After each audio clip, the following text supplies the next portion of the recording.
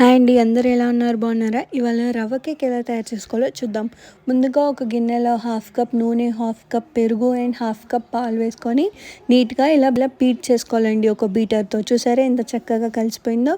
ఇప్పుడు దాంట్లో ఒక కప్పు దాకా బొంబాయి రవ్వను వేసుకొని ఎలాంటి ముద్దలు కట్టకుండా చక్కగా ఇలా బీట్ చేసుకోవాలండి. తర్వాత దీంట్లో ఒక కప్పు షుగర్ పౌడర్ని వేసుకోవాలండి. అలాగే దీంట్లో కొంచెం అంతా మైదా పిండి and baking soda plus elaichi powder and కొంచెం అంతా ఉప్పు వేసుకొని ఎలాంటి ముద్దలు కట్టకుండా ఇలా కలిపి పక్కన పెట్టేసుకోవాలి. ఇప్పుడు మనం దేంట్లో అయితే బేక్ చేసుకుందాం అనుకుంటున్నామో దాంట్లో కొంచెం నూనె, మైదా పిండి వేసి ఇందాక కలుపుకున్న బ్యాటర్ మొత్తం దాంట్లో వేసి మనం స్టవ్ మీద చేస్తున్నాం కాబట్టి ఒక గిన్నెని 10 మినిట్స్ ముందే హీట్ చేసుకొని దాంట్లో మనం ఒక స్టాండ్ పెట్టి దాంట్లో ఈ బ్యాటర్ పెట్టి ఒక 40 మినిట్స్ అలానే ఉంచితే ఎంత బాగా అవుతుందో తెలుసా. మీరు కూడా ట్రై చేశారా? ట్రై చేస్తే కామెంట్ చేయండి, లైక్ చేయండి, షేర్ చేయండి.